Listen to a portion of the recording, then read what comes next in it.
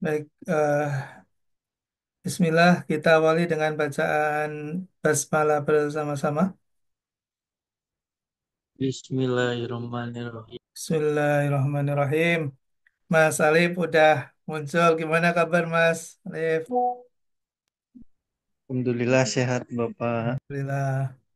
Sedang di rumahkah atau lagi perjalanan ini?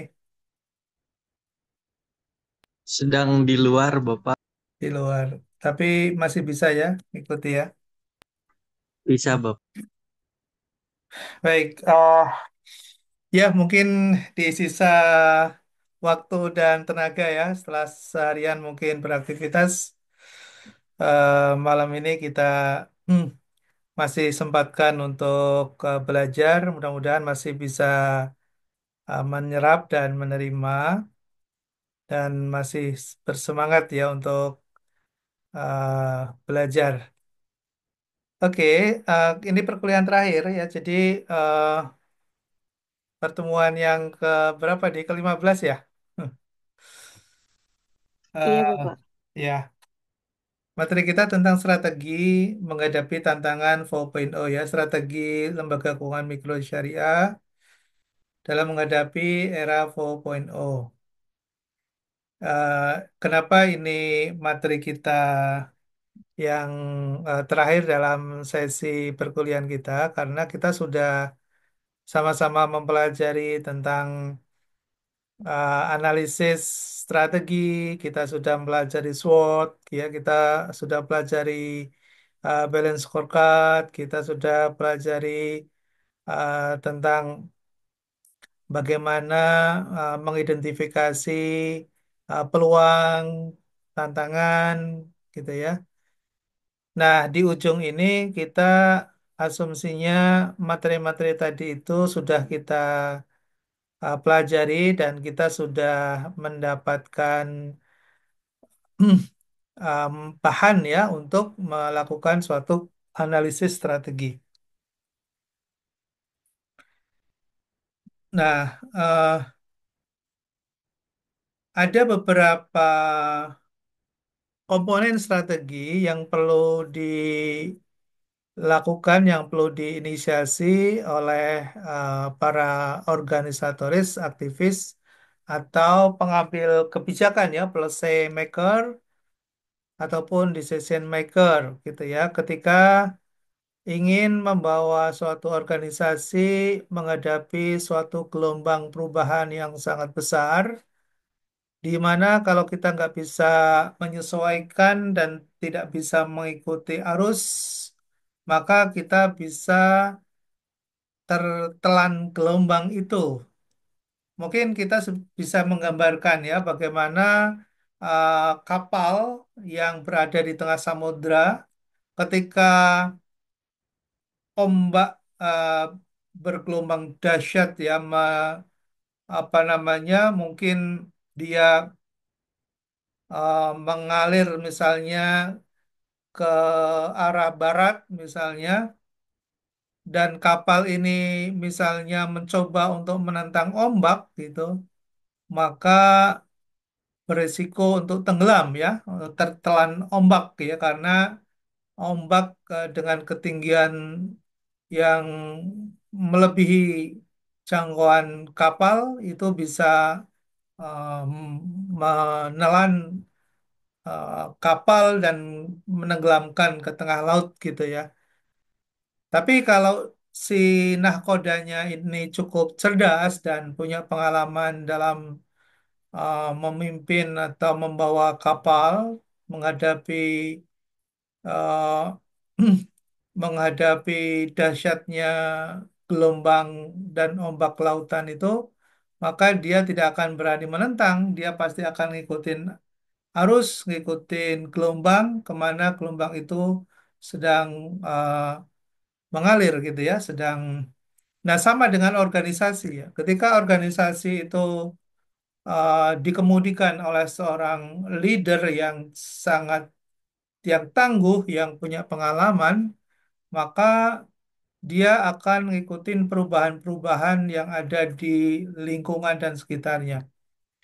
melihat perkembangan perubahan. Contoh misalnya, bagaimana arus masyarakat sekarang banyak menggunakan gadget, bagaimana sekarang banyak menggunakan smartphone misalnya dalam berkomunikasi, dalam transaksi, dalam berbisnis begitu.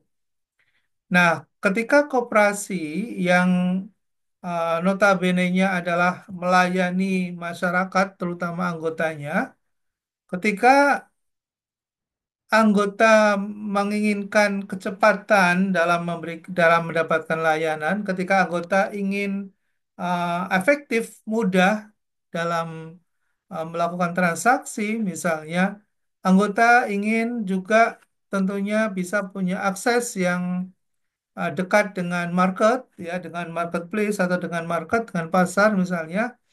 Nah, kalau koperasi tidak bisa memfasilitasi itu, maka tentunya anggota sedikit demi sedikit akan meninggalkan koperasi. Nah, adapun yang masih menjadi calon anggota koperasi, bisa jadi eh, dia enggan untuk masuk, ya, ke dalam lingkungan organisasi koperasi yang menurutnya sudah tidak acceptable, ya, sudah tidak bisa diterima karena berbeda cara, ya, berbeda ekspektasi, ya, berbeda harapan itu, ya, antara mungkin masyarakat yang ingin mendapatkan kecepatan layanan, murah dalam transaksi, gitu ya, dan luas dalam jangkauannya, tapi koperasi masih begitu-begitu saja. Dia tidak meningkatkan teknologinya, dia tidak bisa menyelesaikan dengan kebutuhan dari calon anggota dan anggotanya ini, ya, maka dengan sendirinya koperasi akan dijauhi, gitu ya. Nah, lalu apa yang harus dilakukan oleh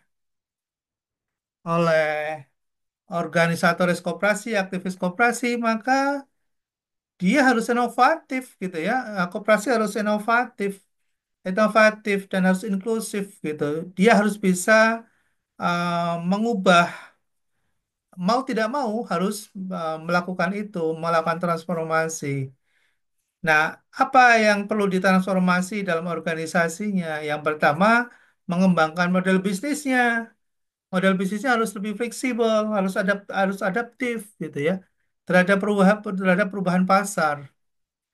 Ya tadi, kalau berpikirnya masih berpikir lama, gitu ya, lalu kemudian model bisnisnya masih jadul, gitu ya, tradisional, gitu, ya, anak-anak milenial dan Gen Z tidak mau bergabung, ya, karena dianggapnya sangat kuno dan tidak menarik kayak gitu. Lalu apalagi yang perlu diubah, yang perlu diinovasi, yaitu tata kelolanya, ya, governance-nya. Harus berprinsip menggunakan tata kelola yang baik atau good cooperative governance, ya.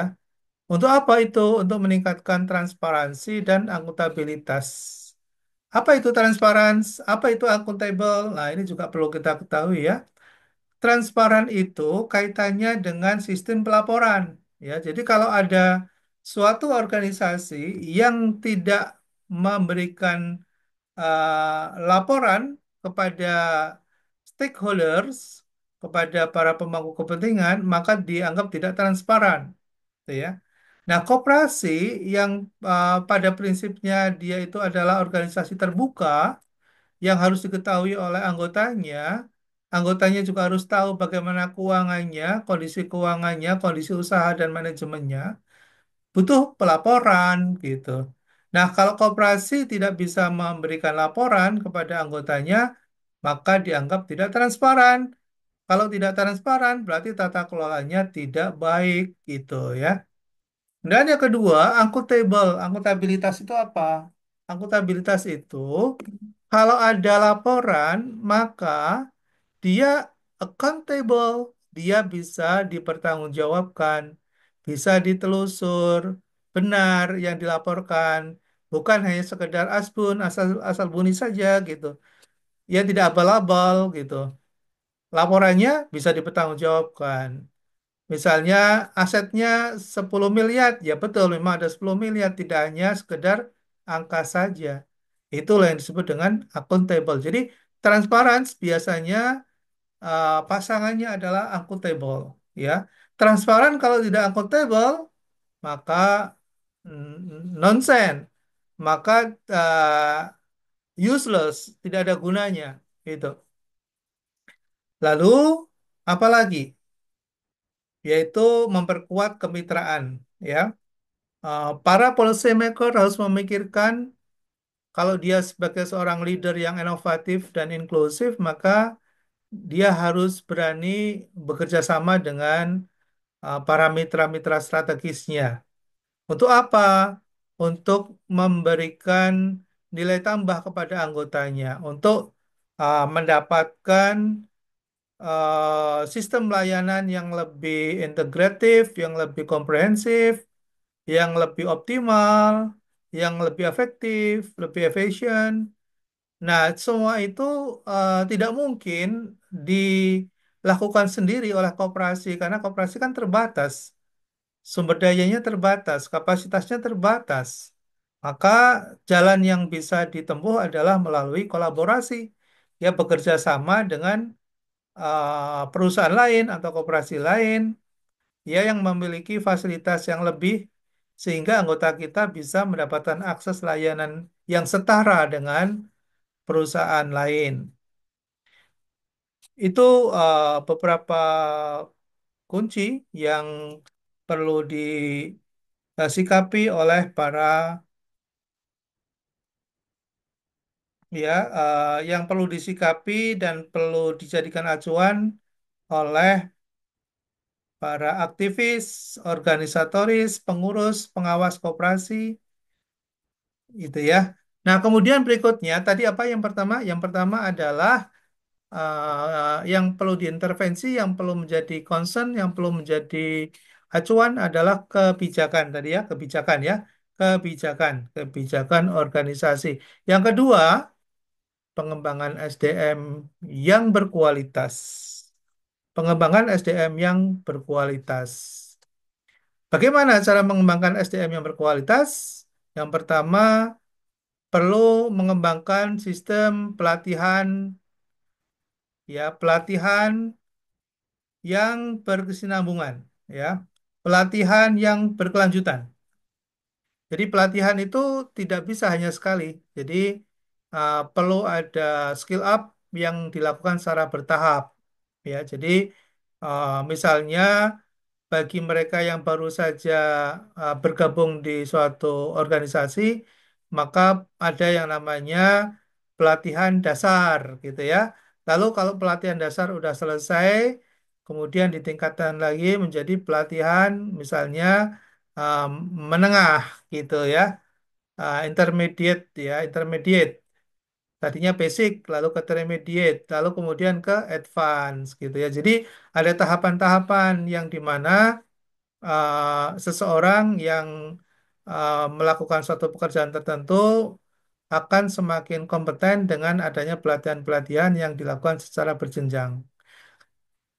Lalu kemudian organisasi juga perlu meng-hire atau merekrut talenta baru ya yang memiliki keahlian di bidang teknologi informasi dan analisis data.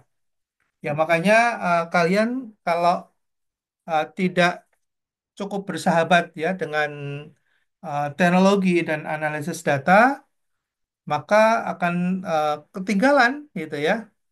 Karena ke depan kebutuhan untuk tenaga-tenaga di bidang teknologi informasi dan analisis data itu sangat tinggi sekali.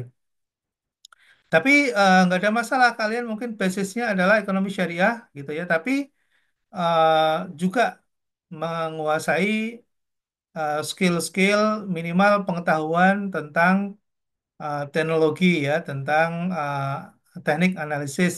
Itu akan sangat membantu nanti kalau kalian mau bekerja di perusahaan-perusahaan yang berbasis teknologi. Lalu kemudian membangun budaya inovasi dan pembelajaran. Ini koperasi ini. Koperasi kalau dia tidak bisa membangun budaya inovasi, maka dia tidak akan bisa ngikutin perubahan itu tadi. Kemudian meningkatkan pemahaman dan implementasi prinsip-prinsip syariah. Karena ini adalah lembaga keuangan mikro syariah, maka mau tidak mau para anggota, para pengelola, pengurus, terutama di dalam bisnis prosesnya tidak menyimpang dari prinsip-prinsip syariah. Berikutnya adalah penguatan infrastruktur digital. Ya, jadi kita coba ingat lagi tadi dalam melakukan suatu strategi. Elemen pertama yang kita perlu lakukan, yang perlu kita transformasi adalah apa, Pak Nurul? Yang pertama Kebijakan tadi, organisasi, ya kebijakan kebijakan organisasi, organisasi. Kemudian yang kedua, yang barusan, pengembangan SDM ya yang pengembangan berkualitas. SDM, ya yang berkualitas. Nah ini yang ketiga nih, yang ketiga penguatan infrastruktur digital dan fisik, ya. eh jadi kita nggak akan mungkin bisa mengoperasionalisasikan organisasi yang berorientasi pada digital kalau tidak memiliki infrastruktur digital. Nah, infrastruktur digital itu apa saja? Yaitu core banking, ya sistem. Sistem core banking. Sistem core banking itu apa? Sistem akuntansinya. Jadi kalau misalnya kita menjalankan kegiatan usaha simpan pinjam dan pembiayaan syariah, maka proses pencatatan, akuntansi gitu dan pelaporannya itu ada di dalam core banking system namanya di CBS. Nah, lalu koperasi ketika memberikan pelayanan kepada anggotanya ya melalui misalnya fasilitas digital, misalnya kita mau transfer, kita mau bayar listrik, misalnya kita mau membayar angsuran gitu. Nah, ketika bisa dilakukan dengan menggunakan HP, uh, HP kita, dengan menggunakan smartphone atau menggunakan gadget kita, maka itulah platform uh, yang kita sebut dengan user friendly, ya, atau user interface-nya itu friendly. Ya, jadi mudah dan anggota bisa melakukan transaksi tanpa harus ke kantor dengan cukup menggunakan fasilitas digitalnya itu. Lalu kemudian peningkatan keamanan cyber ini penting sekali karena kalau kita nggak memahami tentang risiko hack ya, hackers gitu ya, maka kita bisa tiba-tiba berhenti beroperasi ya seperti kemarin sempat terjadi di PGN ya Pusat Data Nasional gitu yang dihack atau BSI yang sempat 3 hari kita nggak bisa melakukan transaksi ya karena kena hack ya. Nah ini juga penting untuk diketahui oleh para pengelola koperasi ketika menggunakan aplikasi ada ancaman cyber yang sewaktu-waktu bisa menghentikan kegiatan operasional kita. Nah, maka perlu dimitigasi. Ya, lalu kemudian mengembangkan jaringan kantor. Ya, mengembangkan jaringan kantor. Nah, berikutnya adalah mendorong inovasi produk dan layanan. Ini berarti yang keberapa nih? Elemen yang keberapa nih? Keempat, Bapak. Keempat, ya. Sambil mengulang lagi. Tadi elemen yang pertama di dalam inovasi adalah apa yang kita intervensi? Kebijakan organisasi. Kebijakan organisasi, Ya, kebijakan organisasi. Kemudian yang kedua, pengembangan SDM yang berkualitas, pengembangan SDM yang berkualitas. Good. Terus yang ketiga tadi, penguatan infrastruktur, penguatan infrastruktur digital dan fisik.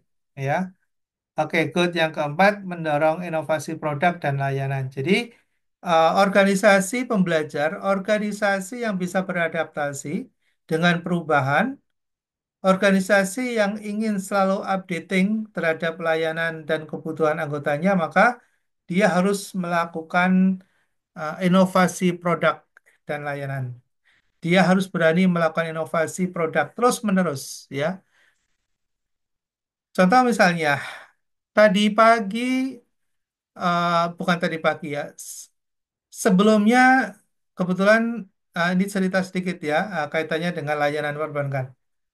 Jadi saya mau bikin visa nih, mau bikin visa di kedutaan besar Jepang. Itu ada syarat itu harus um, cetak buku tabungan atau rekening koran 3 bulan terakhir, gitu ya, 3 bulan terakhir yang menggunakan tanda stempel basah. Jadi harus ada stempel basahnya. Jadi nggak bisa menggunakan file file PDF gitu, nggak mau dia. Jadi harus kita print out dan minta stempel ke eh, bank kita gitu. Nah, itu saya kesulitan ya waktunya kan karena sangat sibuk banget gitu. Jadi kalau harus ngantri di bank itu kan lama ya untuk hanya sekedar stempel itu bisa ngantri 1 jam 2 jam gitu.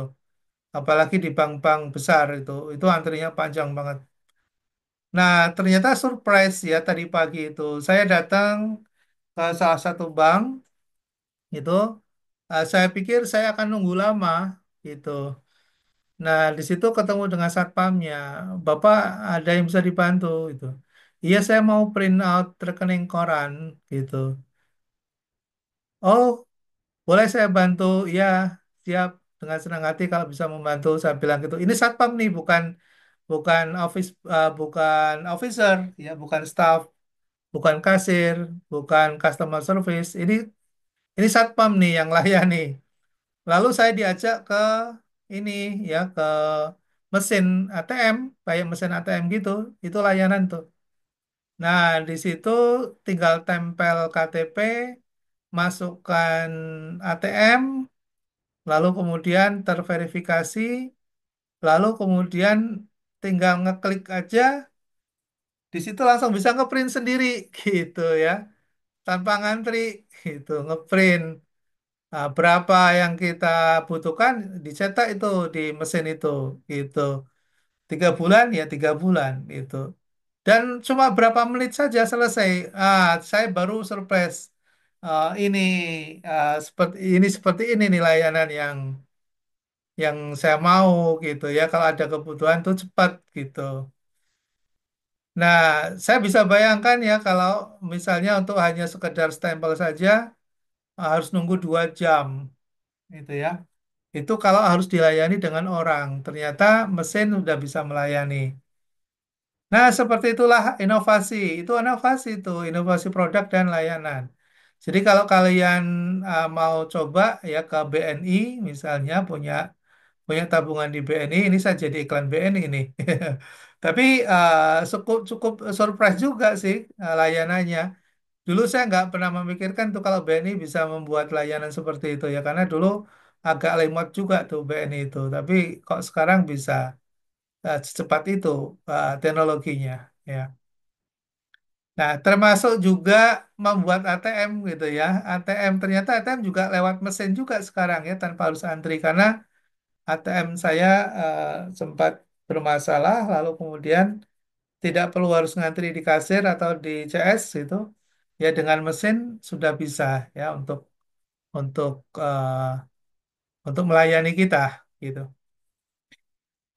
Nah, itulah inovasi yang terus dilakukan terhadap produk dan layanan, baik pada produk pembiayaannya, produk tabungan dan investasi, produk layanan non keuangan, dan untuk pengembangan layanan berbasis teknologi.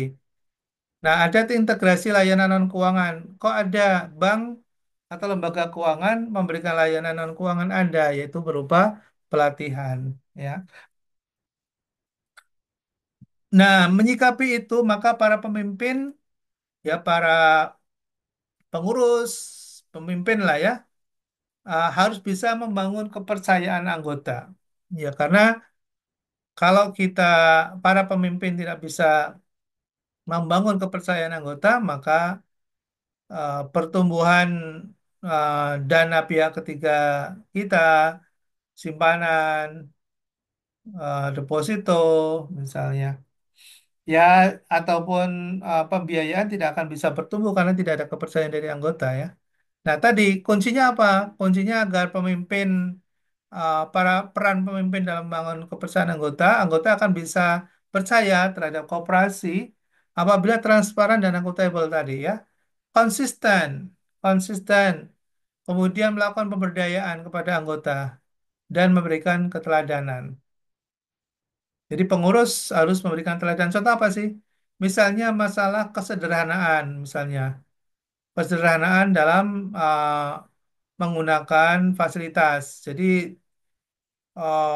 masa misalnya ketua koperasi bawanya Alphard gitu ya, mobilnya Alphard yang harganya 2,4 miliar misalnya gitu. Ya rumahnya di real estate yang harganya 7 miliar misalnya. Nah, pengurusnya aja bermewah-mewah gitu ya. Nah, gimana anggota akan kemudian percaya gitu ya kepada eh, kepada pengurus yang misalnya menggunakan fasilitas koperasinya secara tidak wajar gitu. Nah, kalau pengurusnya memang sudah kaya dari sebelumnya sih nggak ada masalah gitu ya. Tapi kalau pengurus ini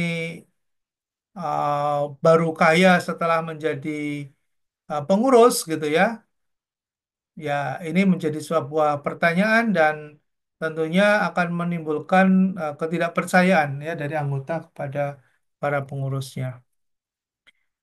Lalu kemudian komunikasi efektif, komunikasi yang efektif, ya komunikasi yang aktif tentang apa? Visi misi. Jadi eh, koperasi harus bisa mengkomunikasikan visi misinya kepada anggota. Ya, harus uh, caranya gimana biar anggotanya tahu tentang visi misi. Yang menyampaikan pesan yang jelas, konsisten, menggunakan media komunikasi yang efektif, bisa online maupun offline.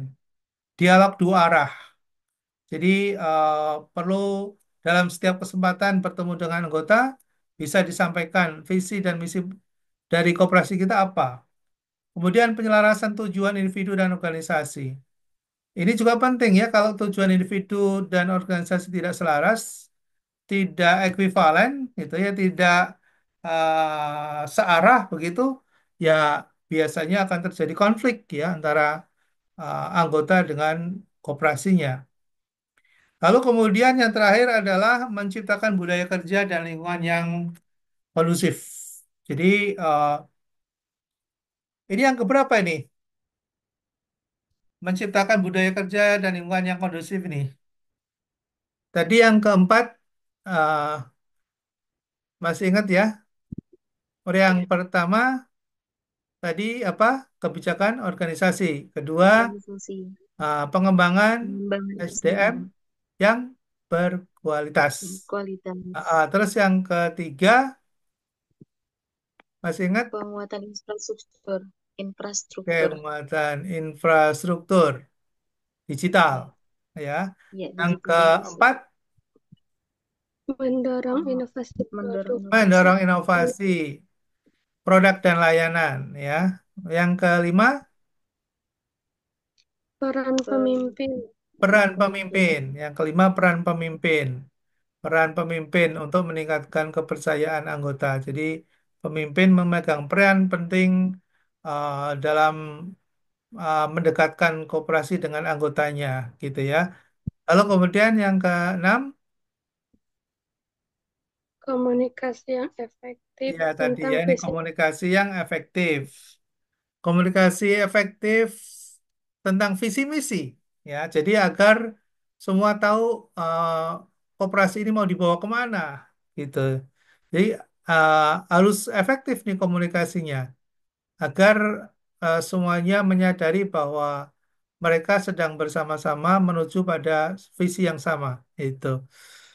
Nah, kemudian yang terakhir yang ketujuh menciptakan budaya kerja dan lingkungan yang kondusif. Apa budaya kerja dan lingkungan yang kondusif itu? Yang pertama, menerapkan nilai positif. Nilai positif itu seperti apa? Integritas, inovatif, kolaboratif, gitu. Itu nilai-nilai positif. Contohnya, ya contohnya.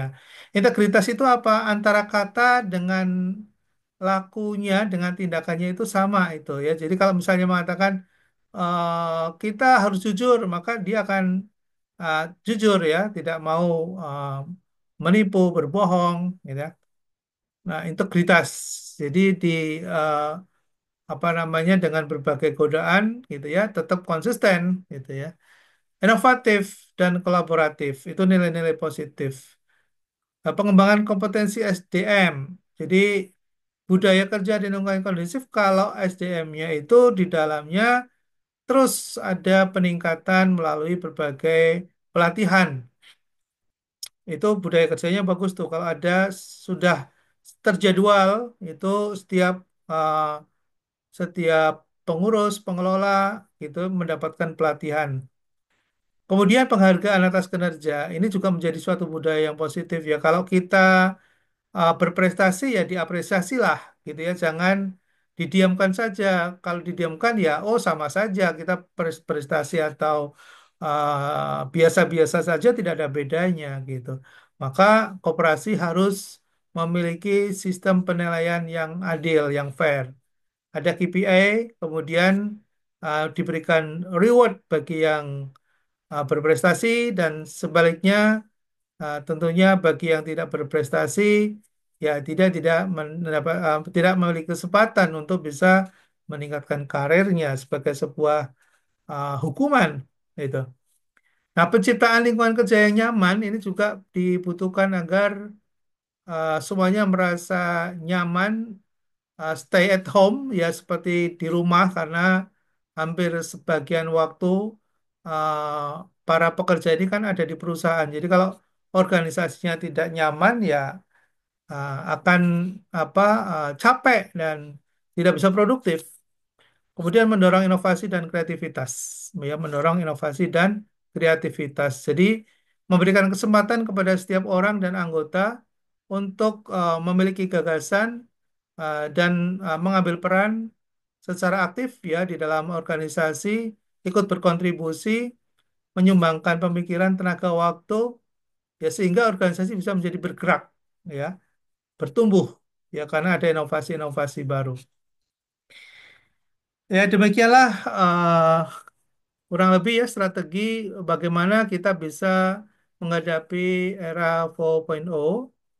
Eh, kita harus bisa menyesuaikan diri dengan perubahan-perubahan ya melalui kebijakan organisasi, kemudian pengembangan SDM yang berkualitas, ya kemudian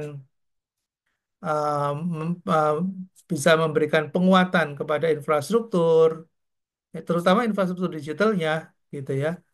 Kemudian komunikasi yang efektif, peran dari pemimpin, ya leader, kemudian bisa membangun nilai-nilai yang positif, dan semua itu akan menguatkan organisasi untuk bertahan, gitu ya, bertumbuh karena SDM-nya berkualitas, penuh dengan gagasan, memiliki integritas, nilai-nilai positif, ada budaya kerja yang bagus, lingkungan yang kondusif. Nah, disitulah sebetulnya harapan eh, banyak orang, ya, harapan banyak orang. Ya, sehingga koperasi bisa menjadi pilihan ini kalau bisa membangun koperasi seperti idealitanya yang tadi kita sudah ungkap bersama, maka koperasi akan menjadi harapan semuanya, harapan kita semuanya, termasuk generasi muda. Ya. Oke, saya kira demikian kuliah penutup kita. Jadi mudah-mudahan manfaat dan bisa terus menjadikan perkuliahan kita ini inspiratif ya, bisa me- membantu pada saat suatu ketika kita terjun ke dunia praktis ya bisa menjadi panduan kita untuk bisa bekerja dan menjalankan tugas kita masing-masing. Terima kasih Mbak Meli, terima kasih Mbak Nurul, terima kasih Mas Alif, Mbak Mira, Mbak Fadia, semuanya. Terima kasih atas atensinya. Sampai di sini dulu ya, pastinya udah capek, udah jam 9. Terima kasih sekali lagi. Mohon maaf ya kalau ada salah kata, mungkin hal selama kita berkuliah, karena ini kita season yang terakhir. Kita akan ikutin ujian ya pada season berikutnya. Minggu depan, minggu tenang ya. Iya, Iya, Pak. betul, Bapak. Ya, Bapak. Oh ya. Baik, terima kasih. Kita akhiri dengan bacaan hamdalah. Alhamdulillah. Rabbil alamin. Alhamdulillahirrahmanirrahim. Terima kasih. Assalamualaikum warahmatullahi wabarakatuh. Waalaikumsalam warahmatullahi wabarakatuh. Terima kasih, Bapak.